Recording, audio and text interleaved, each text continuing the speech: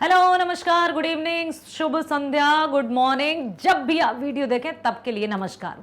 मैं Lali Verma magnet brains Hindi medium पर आप सभी 11वीं कक्षा के विद्यार्थियों का बहुत बहुत स्वागत करती हूं और हमेशा की तरह आशा भी करती हूं कि आप सभी होंगे एकदम स्वस्थ।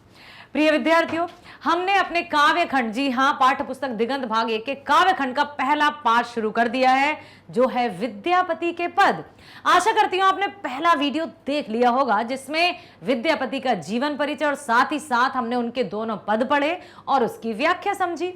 इस वीडियो में लेकर आई हूं पहले ही पद का, जो है आपका पहला पाठ काव्य खंड से विद्यापति के पद के प्रश्नोत्तर, जो कि आपकी पाठ्य पुस्तक में दिए गए हैं।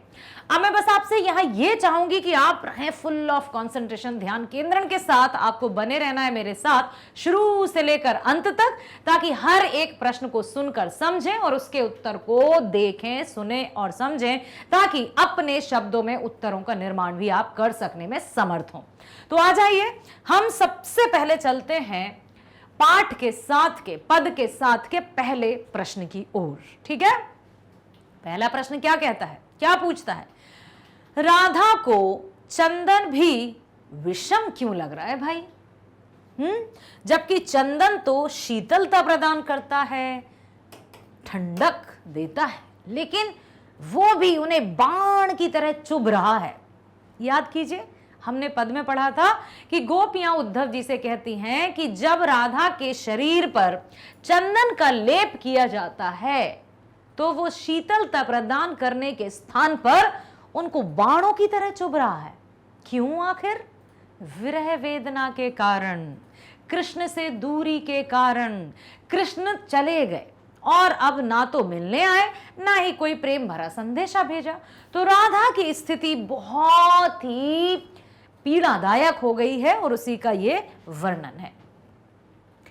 मैथिल कोकिल विद्यापति विरह बाला राधा की विरह वेदना का चित्रण करते हुए कहते हैं कि यहां सपने में भी श्री कृष्ण का दर्शन नहीं होता है। वे सोचती हैं कि ठीक है, यदि नहीं आ रहे हैं तो कम से कम सपने में तो आ जाए, सपने में तो कृष्ण के दर्शन हो जाए, लेकिन सपने में भी नहीं आ रहे, श्री कृष्ण का दर्शन ही नहीं होते। इसलिए राधा का हृदय आतुर है, व्याकुल है, व्यथित है, विरह की अग्नि में जल रही हैं, विरह अग्नि में जल रही हैं। इस विरह वेदना में चंदन, जो शीतल और आनंददायक होता है, वो विष के समान होकर उनके शरीर को तीक्ष्ण और उष्ण कर रहा है, कष्ट दे रहा है। विरह वेदना ने उनकी मानसिक पीड़ा को और बढ़ा दिया है। कृष्ण से दूर रहकर राधा की विरह वेदना और अधिक बढ़ गई है। उनके हृदय की पीड़ा, उनका हृदय यूं मानिए कि जल रहा है, विरह अग्नि में जल रहा है। जैसे आग में घी डालने का काम होता है ना, जैसे जब आग में घी डाला जाता है तो अग्नि और दहक जाती है ना, उसी तरह से जब चंदन का लेप राधा की शरीर पर, चंदन लेपा जा रहा है या चंदन का लेप किया जा रहा है, तो उनकी विरह अग्नि और बढ़ रही है, उनका हृदय और जल रहा है। अगला, राधा की साड़ी मलिन हो गई है। यह स्थिति कैसे उत्पन्न हुई? क्यों राधा की साड़ी मलिन हो गई? राधा की साड़ी मलिन, मलिन मतलब मैली, ये क्यों हुआ भाई? राधा जिसका नाम लेते ही हा मन पवित्र हो जाता है, स्वतंत्रता, स्वच्छंदता, पवित्रता, निश्चलता, सब कुछ एक साथ शामिल हो जाती है, यह समाहित हो जाती है। परंतु पद में कवि ने राधा की साड़ी को मलिन कहा है। आखिर ऐसा क्यों? याद कीजिए, पद में विद्यापति जी ने लिखा था कि जब से श्री कृष्ण गए हैं मथुरा, गोकुल छोड़कर, तो राधा उनकी बाट निहारते निहारते थक सी गई हैं। राधा श्री कृष्ण के लिए ही साज श्रृंगार करती हैं, भांति भांति के आभूषण ग्रहण करती हैं, सुंदर सुंदर परिधान या वस्त्र या साड़ी धारण करती हैं। लेकिन अब कृष्ण की राह देखते देखते जैसे उनकी आंखें पत्थर आ गई हैं, उनकी आंखें बोझिल हो गई हैं। ना तो अब उन्हें कोई साज श्रृंगार करने का मन होता, ना ही उन्हें अपनी साड़ी बदलने का मन होता। उन्हें अपने आभूषण बोझ की तरह लगने लगे हैं। इसीलिए उनकी साड़ी भी मलिन हो गई है, क्योंकि वे अपनी सुध बुध खो बैठी हैं। कृष्ण की विरह वेदना में वे पूरी तरह से स्वयं को विस्मृत कर चुकी हैं। कृष्ण के होने से ही राधा का होना माना जाता है, उनके लिए भी वे स्वयं भी अपना होना श्री कृष्ण के साथ ही मानती हैं। कृष्ण सखा उद्धव के कहे अनुसार मथुरा से कृष्ण आने वाले हैं, अतः राधा श्रृंगार कर नई साड़ी पहनकर कृष्ण के आने की बाट जो रही हैं। किंतु विरह की अवधि जैसे जैसे बढ़ती जाती है, राधा की बेचैनी और भी बढ़ती जाती है। अब उद्धव ने संदेश दिया कि कृष्ण मथुरा से गोकुल आने वाले हैं। ऐसे में राधा का जो मन था और प्रफुल्लित हो गया, और राधा ने अपना साज श्रृंगार सभी आभूषण, हर एक आभूषण जैसे दिन में 50 बार बदला और धारण किया, क्योंकि कृष्ण आ रहे हैं। नहीं नहीं नहीं, कृष्ण को ये अच्छा लगेगा, कृष्ण को ये अच्छा लगेगा, ये धारण करती हूं। कृष्ण आएंगे कब? दिन बीतते जा रहे हैं, राह मतलब ताकते ताकते, देखते देखते, राह निहारते निहारते उनकी आंखें पथरा गई हैं, लेकिन कृष्ण अब तक नहीं आ रहे हैं। अब क्या हुआ? जैसे जैसे उनकी अवधि बढ़ती जाती है, राधा की बेचैनी भी बढ़ती जाती है। धीरे धीरे वो जो थी विस्तृति की अवस्था, विरहणी की अवस्था हो जाती है उनको। उसे अपने शरीर की सुध बुध ही नहीं रहती। आखिर कब तक? पूरी तरह से वो अपने शरीर की सुध बुध खो देती हैं। उसकी सारी रास्ते की धूल, हवा, पानी आदि के प्रभाव से मलिन हो जाती है, मैली हो जाती है, गंदी हो जाती है। राधा को कोई सुध बुध नहीं, कुछ भी नहीं सूझ रहा है कि उसकी साड़ी मलिन हो गई है या मैली हो गई है, क्योंकि वो राधा अपने आप पर ध्यान ही नहीं दे पा रही है। उन्हें तो सिर्फ श्री कृष्ण श्री कृष्ण कृष्ण कृष्ण की रट लगाए हुए हैं। इसलिए कृष्ण की बाट जोते जोते राधा की साड़ी मलिन हो गई, ये बताया है विद्यापति जी ने। अगला प्रश्न है, चंद्र बदनी नहीं जीव तिरे, बद लागत काहे। इस पंक्ति का क्या आशय है? याद कीजिए, हाँ हमने व्याख्या की थी, बताइए। चंद्र बदनी नहीं जीव तीरे, चंद्र के समान बदन है जिसका, इतनी सुंदर, सुमुखी, अनुपम, न्यारी, अनोखी राधा, जिसके चेहरे पर सदैव मुस्कुराहट रहती है, मुस्कान रहती है। वो कृष्ण की राह देखते देखते, कृष्ण की बाट जोते जोते जैसे उसकी आंखें थक गई हैं, पथरा गई हैं, वो कुंभला सी गई है। ऐसा लग रहा है जैसे उसका चंद्र के समान जो मुख है, तेज है, वो अब अमावस के चंद्र की तरह घटता जा रहा है। चंद्र बदन नहीं जीव तिरे, अब लगता है राधा अधिक समय तक जीवित नहीं रह पाएंगी। उद्धव जाओ, जल्दी जाओ और कृष्ण को जाकर ये बता दो कि राधा अब जीवित नहीं रह पाएगी, ताकि तुम्हारे सिर पर राधा के वध का या राधा की मृत्यु का पाप ना लगे। हो सकता है यही हो कि चंद्र बदन नहीं जीव तेरे, बद लागत काहे, इस पंक्ति का आशय। प्रस्तुत पंक्ति मैथिल कोकिल विद्यापति द्वारा विरचित पद 1 से ली गई है। कवि ने श्री कृष्ण के विरह में राधा की व्यथा का मार्मिक चित्रण किया है। मैथिल कोकिल विद्यापति ने राधा के विरह की उत्कट व्यंजना की है। विरह अग्नि में पूरी तरह से राधा तड़प रही है। ऐसा नहीं कि अचानक से या एकदम से, कई दिनों से दिन रात कृष्ण की बाट मतलब इंतजार, जिसका अंग्रेजी में हम वेट कहते हैं, प्रतीक्षा भी कह सकते हैं, बाट भी कह सकते हैं, ठीक है, कि वो प्रतीक्षा में है परंतु कृष्ण नहीं आए। देखते देखते वे थक गई, अपना साज श्रृंगार की तरफ उनका कोई भी ध्यान नहीं जा रहा है, उन्हें अपने ही आभूषण बोझ लगने लगे हैं। तो विद्यापति ने उनकी विरह की उत्कट व्यंजना की है। बिल्कुल जो विरह वेदना का चरम उत्कर्ष होता है ना, कि अब क्या किया जाए उसका व्यंजन किया है, वर्णन किया है। श्री कृष्ण के गोकुल आने के इंतजार में राधा को चंदन भी विष के समान प्रतीत हो रहा है। जैसा भी बताया था कि शरीर पर किए गए गहने, धारण किए गए गहने उसे भारी लग रहे हैं। इसका कारण श्री कृष्ण के साक्षात दर्शन की बात तो दूर, वह सपने में भी उसे दिखाई नहीं देते। उनके आने के इंतजार में वह बाला राधा कदम्ब के पेड़ के नीचे अकेली खड़ी हैं। उनकी साड़ी का मलिन रंग भी मलिन हो गया है। उन्हें ऐसा प्रतीत हो रहा है कि विरह वेदना उनके प्राण को हर लेगी। ऐसा लग रहा है कृष्ण का विरह, कृष्ण से बिछड़ना उनके प्राण हर लेगा।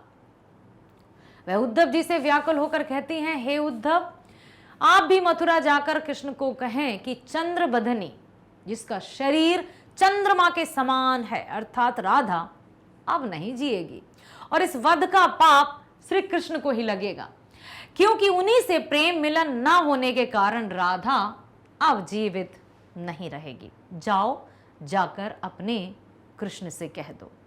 ऐसा गोपियों ने कृष्ण से कहा राधा के बारे में।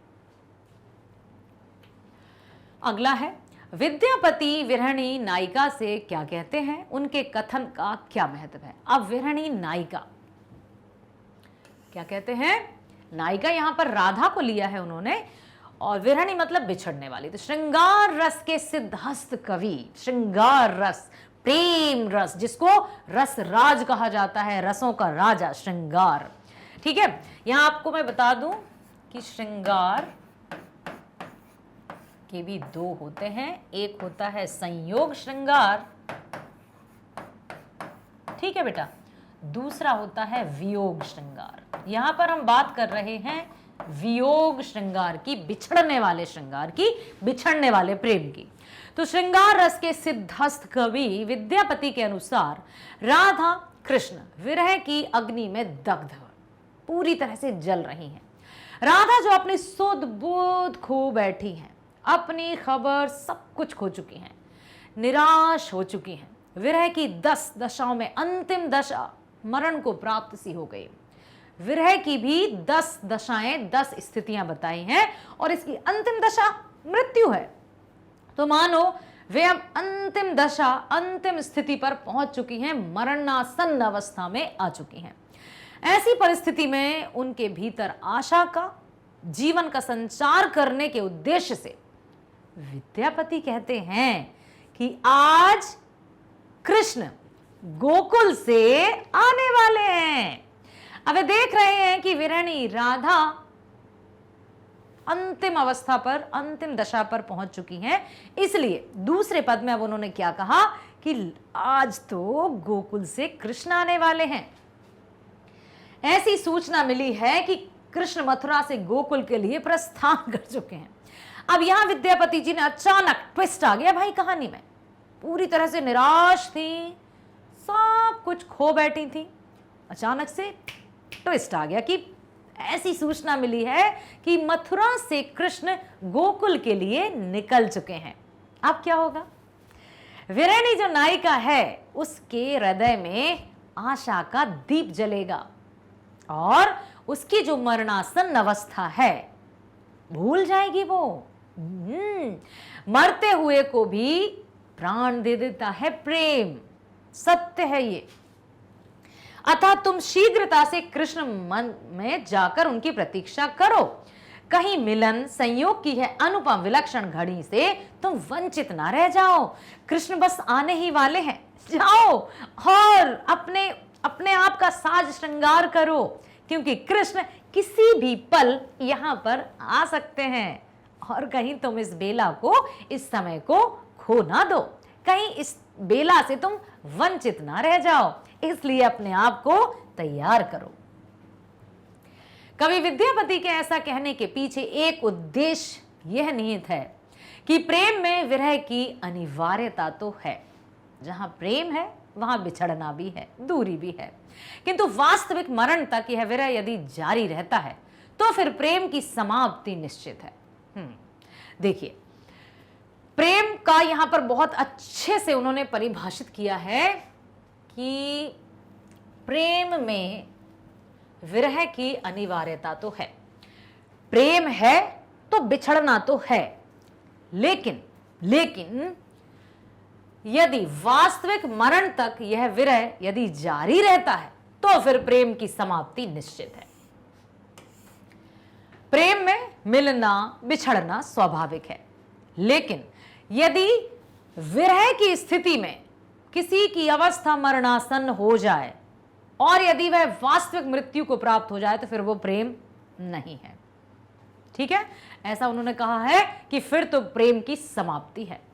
अतः कवि राधा को प्रबोध देते हुए, आशान्वित करते हुए कृष्ण के आगमन की सूचना देते हैं, ताकि मिलन की आकांक्षा में निराशा का भाव कुछ कम हो जाए और प्रेम की यह पवित्र क्रीड़ा अनवरत चलती रहे, लगातार चलती रहे, निरंतर चलती रहे। इसका मतलब लगातार, निरंतर, अनवरत।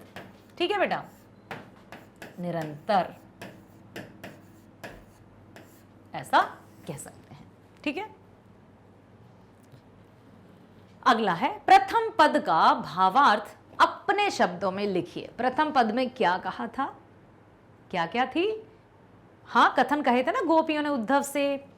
तो देखिए,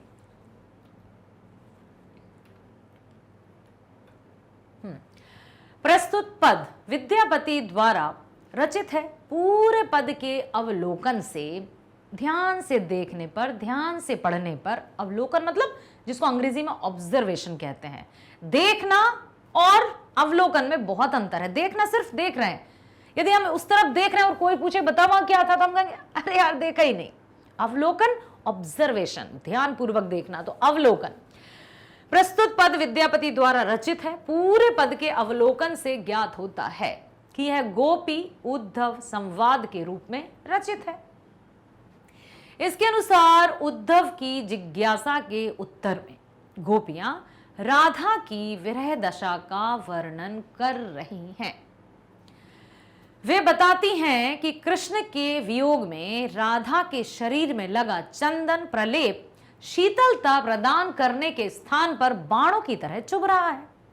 शारीरिक दुर्बलता के कारण अथवा प्रसाधनों की निसारता अनुभव करने के कारण आभूषणों से बोझ लग रहे हैं। पर्वत धारण कर गोकुल की रक्षा करने वाले श्री कृष्ण, दयालु श्री कृष्ण इतने निष्ठुर कैसे हो गए कि उन्हें राधा के हृदय की पीड़ा नहीं समझ में आती। तो वे कहना चाहती हैं कि पर्वत धारण कर गोकुल की रक्षा करने वाले दयालु कृष्ण इतने निष्ठुर हो गए कि राधा के सपने में भी नहीं आते, वे राधा को सपने में भी दर्शन नहीं देते। इस तरह वियोग व्यथिता राधा की दशा अत्यंत विषम है। अगला है, नायिका के मुख की उपमा विद्यापति ने किस उपमान से दी है? प्रयुक्त उपमान से विद्यापति क्यों संतुष्ट नहीं है? अब उपमान, उपमेय, साधारण धर्म और वाचक शब्द, हम यहां थोड़ी सी चर्चा कर लेते हैं। उपमान सुना ही होगा और लिखा भी है यहां, ठीक है। उपमेय,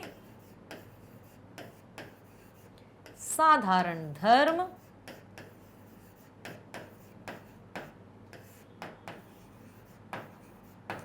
वाचक शब्द।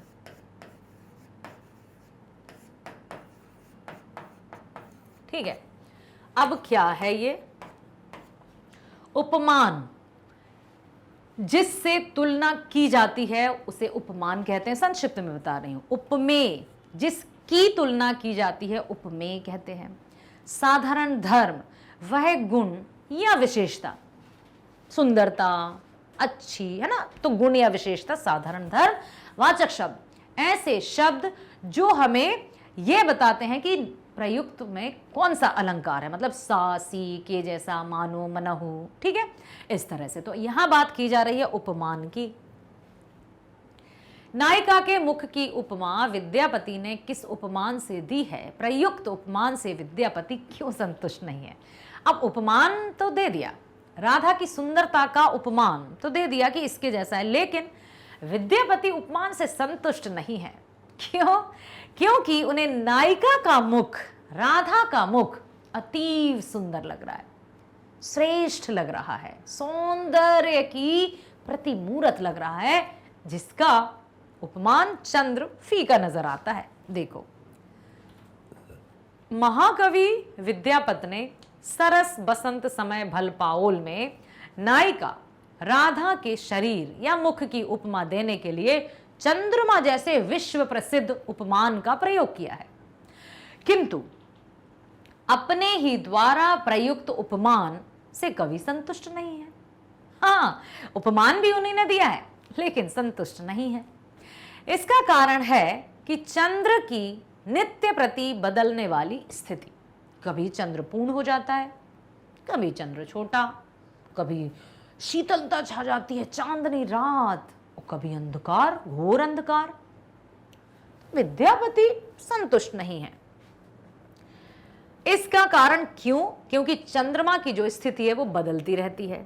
विधाता ने अनेक बार इस चंद्र में काट छाट की, इसे बढ़ाया घटाया, फिर भी यह वह योग्यता प्राप्त नहीं कर सका कि विद्यापति की नायिका के लिए शरीर के लिए उपमान बन सके। विधाता ने कई बार काट छाट की, जैसे हम आप देखते होंगे सड़क किनारे, बाग बगीचे में, गार्डन वगैरह रहते हैं, पेड़ों की कटाई छटाई होती रहती है ना, सुंदर और आकर्षक बनाने के लिए। तो विद्यापति जी ने कितना सुंदर तरीके से यहाँ रचना की है कि उपमान दिया तो चंद्रमा का है, लेकिन चंद्रमा भी घटता रहता है, बढ़ता रहता है। हाँ, विधाता उसकी काट छाट करता रहता है, लेकिन फिर भी विद्यापति की नायिका अर्थात राधा की भांति सुंदर तो नहीं है ना। तो इस योग्यता प्राप्त नहीं कर सका, इसे बढ़ाया घटाया, फिर भी यह योग्यता प्राप्त नहीं कर सका कि विद्यापति की नायिका के शरीर के लिए उपमान बन सके। तो वस्तुतः विद्यापति की नायिका श्यामा नायिका है, जिसका सौंदर्य लावण्य तिल तिल नूतन होए वाला है।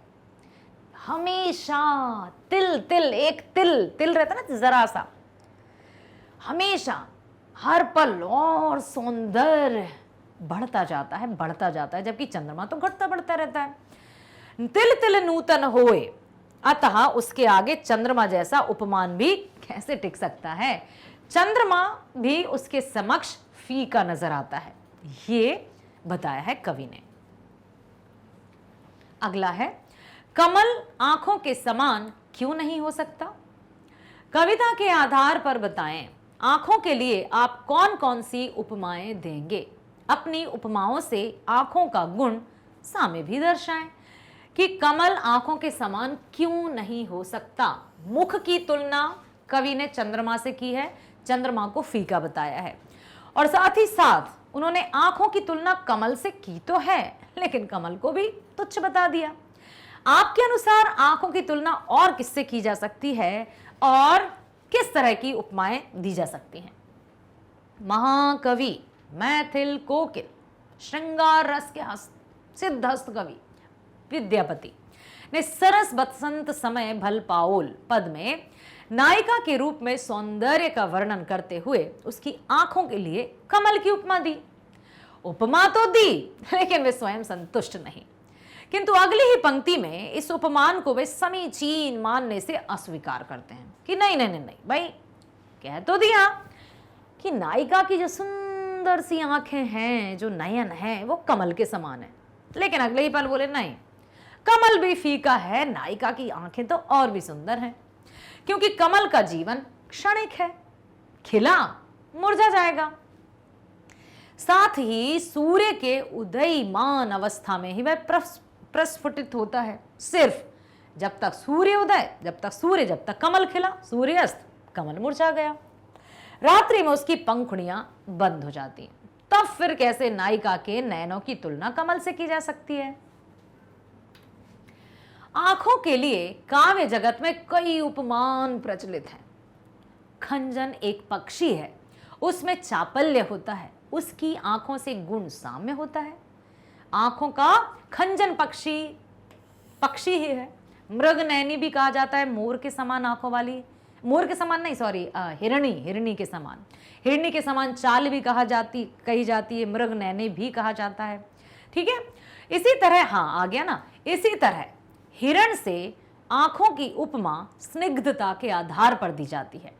तो एक खंजन पक्षी जो बहुत चपल रहता है, चंचल रहता है, दूसरा हिरण की आंखें कवि बिहारी लाल ने तुरंत घोड़ा से आंखों को उपमित करते हुए कहते हैं कि लाज लगाम ना मानही नैना, मोह बस नाही है मुंह जोर तुरंग लो ऐचत है। चली जाई।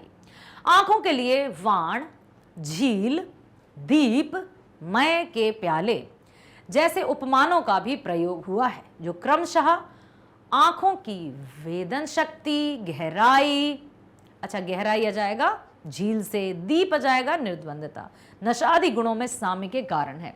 तो नैन कमल के समान, हिरण की आंखों के समान, बाण के समान, झील, दीप, मय के प्याले के समान।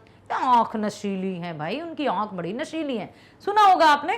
तो यहाँ मय मतलब मदिरा, मदिरा के प्याले के समान भी आंखों को कहा जाता है। तो कई तरह के उपमानों का प्रयोग आंखों की सुंदरता या आंखों के लिए किया जाता है।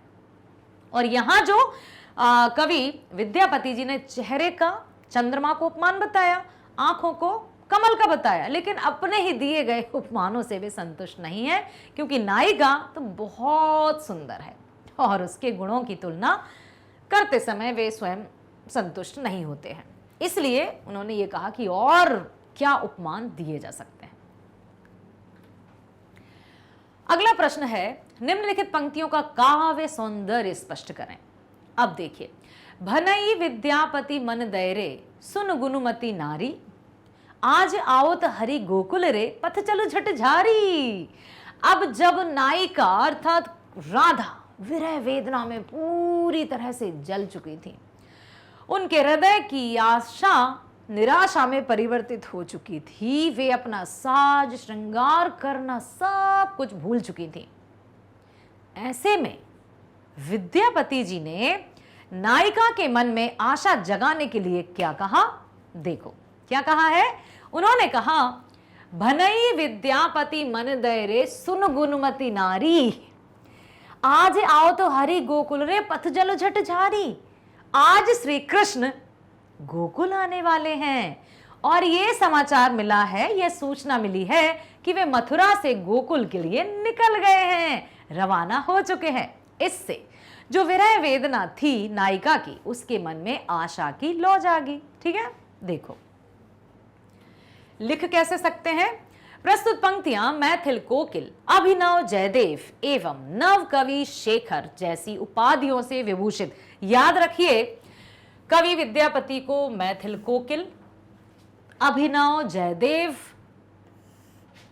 नव कवि शेखर, ठीक है, सिद्धहस्त और श्रृंगार रस में सिद्धहस्त कवि भी, तो मैथिल कोकिल, अभिनव जयदेव और नव कवि शेखर जैसी शेखर मतलब क्या होता है, चंद्रमा। यस, तो मैथिल कोकिल, अभिनव जयदेव, नव कवि शेखर जैसी उपाधियों से विभूषित महाकवि विद्यापति के पद से उद्धृत है।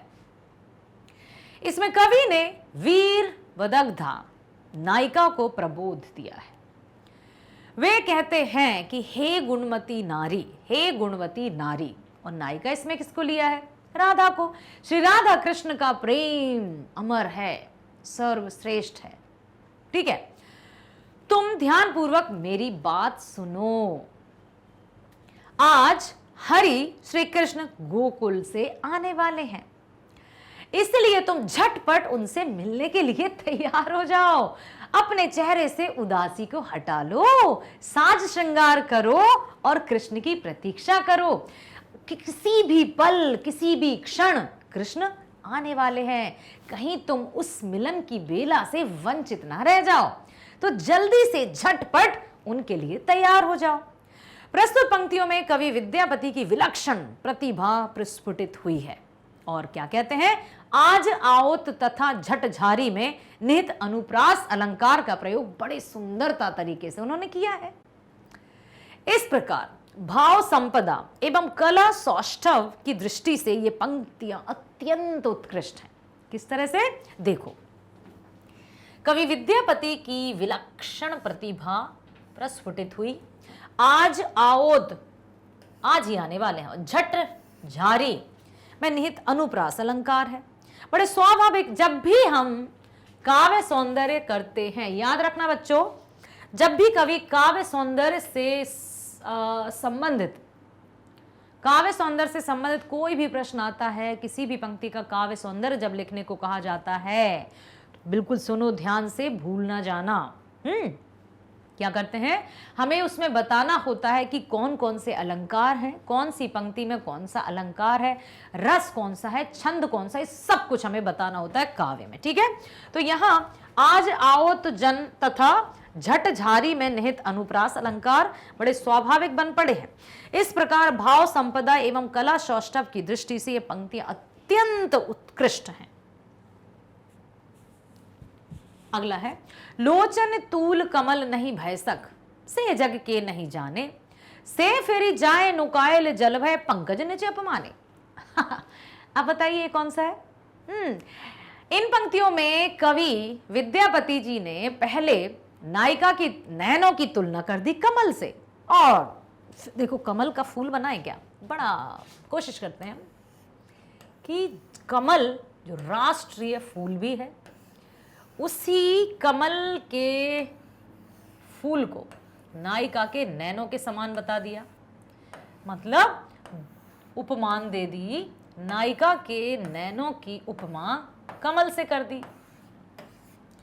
लेकिन अगले ही पल विद्यापति अपने दिए गए उपमान से असंतुष्ट हो गए।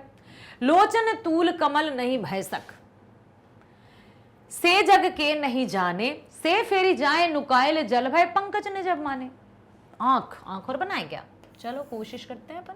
सुंदर सी आंख, बहुत सुंदर सी आंख, इतनी सुंदर कि ऐसा लगता है जैसे बस निहारते रहो इसको। इतनी सुंदर, इतनी सुंदर, इतनी सुंदर। अब जो नायिका के नयन हैं वो इतने सुंदर हैं मानो कमल के समान, कमल से उसकी तुलना कर दी। लेकिन अगले ही पल विद्यापति अपने दिए गए उपमान से संतुष्ट नहीं हुए। उन्होंने कहा नहीं नहीं नहीं, कमल से भी कई गुना सुंदर नयन है। क्यों?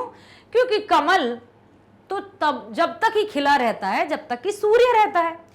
सूर्य अस्त हुआ, कमल मुरझा गया, इसलिए कमल भी सही उपमान नहीं है नयन के लिए। हो सकता है इसमें यही बताया हो। चलो देखते हैं। प्रस्तुत पंक्तियां हिंदी के अमर महाकवि भी लिखा जाता है, विद्यापति के पद से अवतरित है। इस पद में कवि ने नायिका के सौंदर्य के सामने कवि जगत में प्रसिद्ध सुंदरता के प्रसिद्ध उपमानों को फीका दिखाया है। ये उपमान जो हमेशा टॉप पर रहते हैं मतलब श्रेष्ठ है, सर्वश्रेष्ठ, लेकिन उन्हीं उपमानों को नायिका के समक्ष फीका बता दिया विद्यापति जी ने। यहां कवि ने कहा है कि कमल जो सुंदरता के लिए जाना जाता है, वह भी तेरे नेत्रों की सुंदरता के समान, तेरे नेत्रों की समानता ना कर सका। कदाचित इसी अपमान और लज्जा के कारण वह जग की आंखों से दूर जल में छिपा रहता है। अच्छा, तो इसलिए इसलिए कमल जल में रहता है क्योंकि वह राधा के नयन से अपने आप को फीका महसूस करता है। लोगों ने उपमान तो माना उसको, लेकिन वो इतना सुंदर नहीं है, इसलिए वो जल में छिपा रहता है। प्रस्तुत पंक्तियों में कवि की कल्पना शक्ति का चमत्कार देखते ही बनता है। कमल को नायिका के नेत्रों में हीनतर सिद्ध किया है, अतः इसका काव्य सौंदर्य सर्वथा सराहनीय है। अगला है द्वितीय पद, सरस बसंत समय भल आहोल पाहुल का भावार्थ प्रस्तुत करें। इसमें क्या कहा है? पहले पद में विरहिणी जो नायिका थी वो विरह वेदना से जल रही थी, पूरी तरह से निराश थी, अपने आप को खो बैठी थी, सब कुछ सुध बुध खो बैठी थी, न खाने पीने सोने जागने का सब कुछ भूल चुकी थी। सजने संवरने का भी, आभूषण भी बोझ लग रहे थे, साड़ी भी मैली हो गई थी। उसी तरह फिर दूसरे पद में उन्होंने एक आशा की उम्मीद जगा दी कि अब कृष्ण मथुरा से गोकुल आने वाले हैं। तो देखो, प्रस्तुत पंक्तियों में गोपियां उद्धव से बता रही हैं कि राधा अकेले कदम्ब के वृक्ष के नीचे खड़ी होकर कृष्ण के आगमन की प्रतीक्षा कर रही है। कृष्ण के ना आने से उत्पन्न निराशा और वियोग के ताप से उसका हृदय दग्ध हो रहा है, जल रहा है, धधक रहा है। जल रहा है। वियोग के कारण श्रृंगार प्रसाधन के प्रति उसकी कोई रुचि भी नहीं रही, उत्साह भी नहीं है। अस्त्र बदलने की भी उसको वस्त्र बदलने की भी उसको सुधि नहीं है। फलतः साड़ी झामर अर्थात मलिन हो गई है। यह कवि ने राधा के मन की पीड़ा और प्रसाधन के रूप उत्साह के अभाव को व्यक्त करने का प्रयास किया है। हृदय दग्ध और झामर साड़ी के द्वारा तन और मन दोनों की वेदना अभिव्यक्त हुई है। अब चलते हैं पाठ के आसपास। अपनी पदावली में विद्यापति ने किन विषयों को प्रमुखता दी है, अपने शिक्षक से मालूम कीजिए। पदावली का मुख्य वर्ण विषय है राधा कृष्ण की प्रेम लीला। इतना तो समझ आ ही गया होगा ना कि जो पदावली है उसका मुख्य विषय है प्रेम, श्रृंगार, राधा कृष्ण की अमर कहानी, प्रेम कहानी। कवि ने राधा और कृष्ण को नायक और नायिका के रूप में चुना है। श्रृंगार के दो पक्ष हैं, एक संयोग श्रृंगार, दूसरा विप्रलंभ या वियोग। वियोग को ही विप्रलंभ भी कहा जाता है, इतना ध्यान रखना।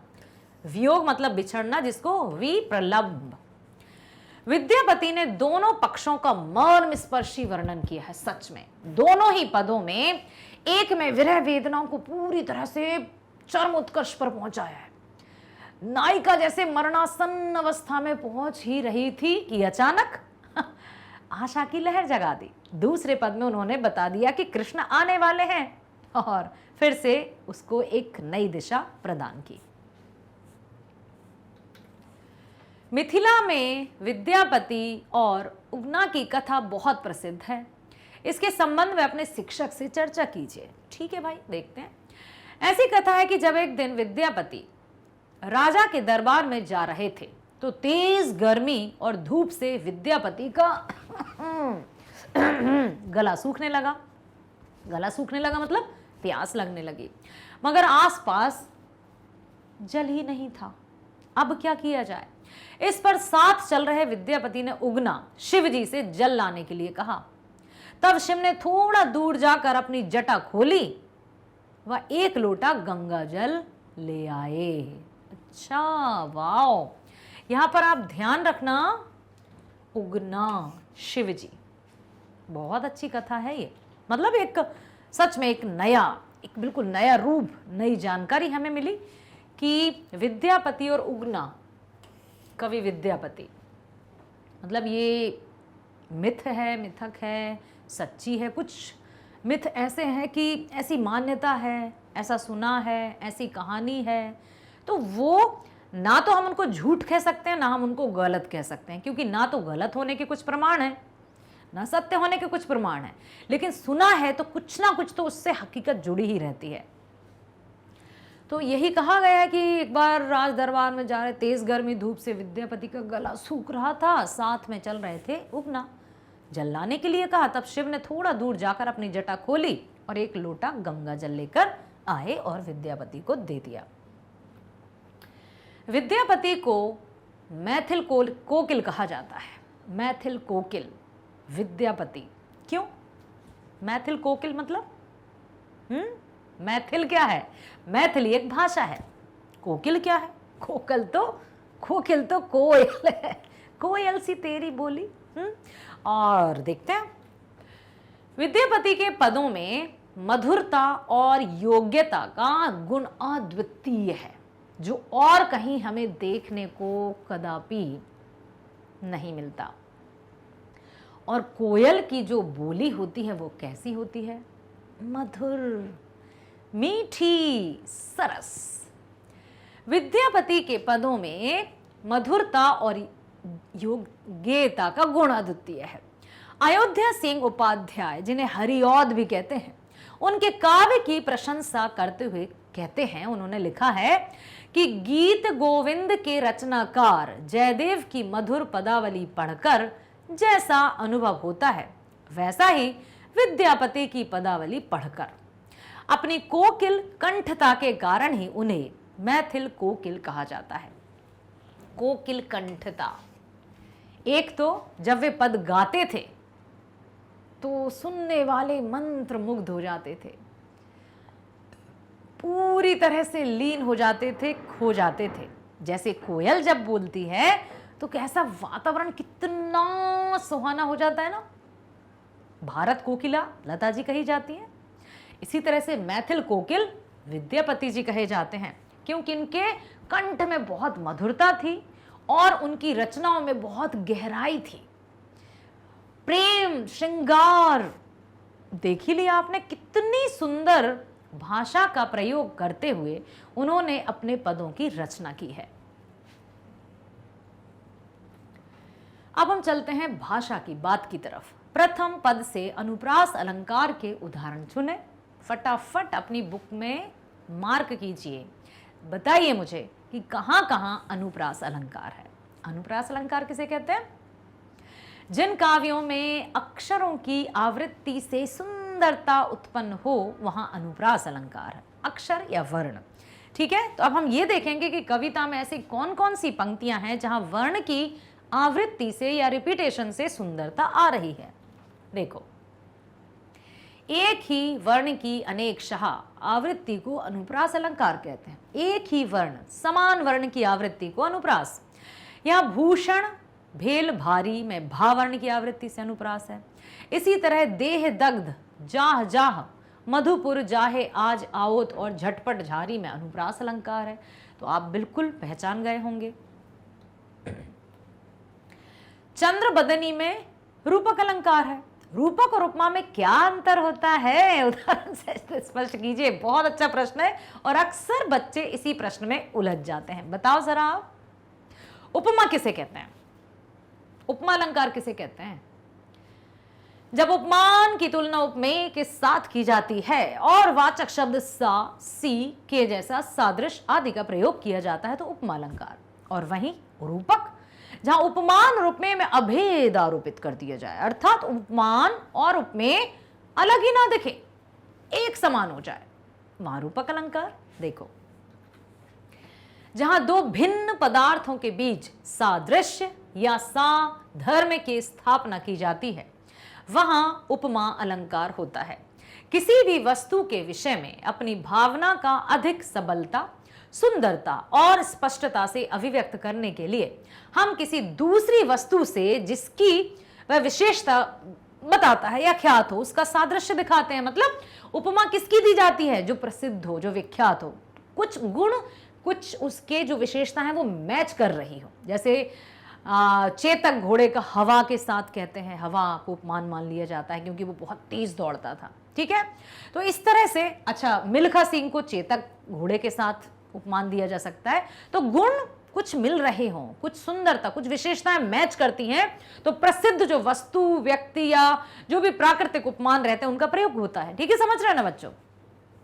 तो जहां दो भिन्न पदार्थों के बीच सादृश्य, समानता या साधर्म, समान धर्म की स्थापना की जाती है वहां उपमा अलंकार होता है।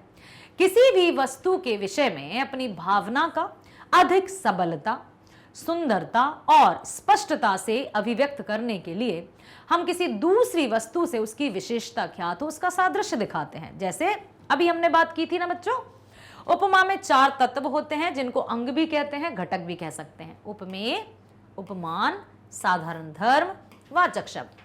उपमेय जिसकी तुलना की जाती है, उपमान जिससे तुलना की जाती है, साधारण धर्म कोई गुण या विशेषता, और वाचक ऐसे शब्द जिनसे हमें पता चलता है। उपमा का उदाहरण, तरुवर की छायानुवाद सी, उपमा सी, भावुकता सी, अविदित भावाकुल भाषा सी, कटी छटी नव कविता सी, सा, के समान, सदृश, ये सब उपमा के वाचक शब्द माने जाते हैं। और रूपक, जहां प्रस्तुत उपमेय में अप्रस्तुत उपमान का निषेध रहित आरोप या अवेद स्थापित किया जाए। कहने का तात्पर्य कि जहां उपमा और उपमेय, जहां उपमान और उपमेय अलग अलग ना समझ में आए, क्या है उपमान, किससे तुलना की जा रही, किसकी तुलना की जा रही, क्यों? क्योंकि उसमें अभेद स्थापित हम कर ही नहीं सकते, उनमें इतनी अत्यधिक गुणों की समानता है। उदाहरण, रुणित भृंग घंटावली झरत दान मधुनीर मंद मंद आवती चल्यो कुंजर कुंज समीर। रूपक, उपमा में अंतर, उपमा में उपमेय और उपमान में सादृश्य दिखाया जाता है। अमुक वस्तु की तरह जैसी है, जबकि रूपक में उपमा, उपमेय और उपमान के बीच तादात्म्य अथवा अभेद की स्थापना होती है। सादृश्यवाचक शब्द रूपक में नहीं होते। ठीक है, अगला है, दूसरे पद में कवि ने नायिका के सौंदर्य के लिए कई उपमाएं दी हैं। प्रयुक्त उपमेय के उपमानों के साथ सूची बनाइए। अच्छा देखो, विद्यापति रचित पद सरस बसंत समय भल पाओल में नायिका राधा के लिए निम्नलिखित उपमान प्रयुक्त किए गए हैं। उपमेय और उपमान। उपमेय क्या है? बदन या मुख। उपमान किया है चंद्रमा। दूसरा है लोचन, उपमान है कमल। निम्नलिखित शब्दों के पर्यायवाची शब्द लिखो। आप लिखो भाई, पता ही होंगे आपको तो। हरि, हरि बड़ी की मात्रा नहीं, छोटी की। हरि, तो यहां हम कहेंगे विष्णु। देह, शरीर, चंद्रमा, निशाकर। पथ, रास्ता, पवन, हवा। कमल, पंकज। लोचन, नयन, आंख। जल, नीर, पानी। निम्नलिखित शब्दों के शुद्ध रूप लिखना है। दगध, भूषण, गुणमती, दक्षिण, पवन, यौवती, बचन, लक्ष्मी। दगध का जाएगा दग्ध। भूषण, भूषण। गुणमती, दक्षिण, दक्षिण। पवन, पवन। यौवती, युवती। बचन, वचन। लक्ष्मी, लक्ष्मी। वाह। दोनों पदों में प्रयुक्त मैथिली शब्दों की सूची तैयार करें और उनके संगीत, अर्थ एवं रूप स्पष्ट करें तथा वाक्यों में प्रयोग करें। चानन, चंदन। चंदन शीतलता देता है। ठीक है। सर, सिर या माथा। उसका सिर भारी है, मतलब दुख रहा है। भूषण मतलब गहना। आभूषण कीमती है। भारी, भार स्वरूप। ये भारी जवाबदेही है। एक सरी, अकेला। वह अकेला इस संपत्ति का स्वामी है। पथ, हेरती, रास्ता देख रही है। विरहणी प्रेम का रास्ता देख रही है। दगध, दग्ध, मेरा हृदय विरह ज्वाला से दग्ध है, जल रहा है। झामर, मलिन, गर्मी से चेहरा मलिन हो गया है, इतनी गर्मी सच में। जाह, जाओ, अब तुम यहां से चले जाओ। अरे अभी रुकना है, आपको खत्म नहीं हुआ है, आपसे नहीं कह रही हूं। जीवती, जीवित रहेगी। पानी बिना मछली कब तक जीवित रहेगी। बध, वध, किसी का भी वध करना पाप है। काहे, क्यों? तुम ये बात क्यों पूछ रहे हो। झट झारी, झटक कर, ऐसे झटक कर।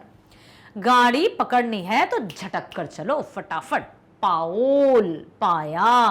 आपने अंत में क्या पाया? बदन, मुख।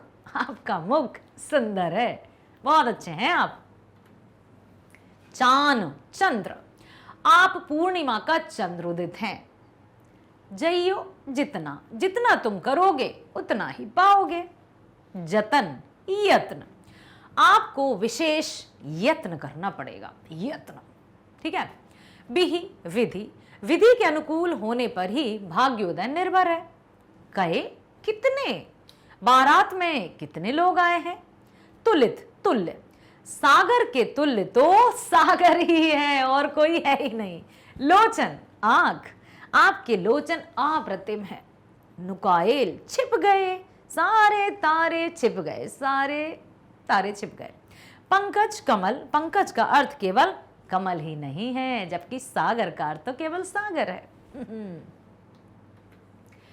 जोवती, युवती।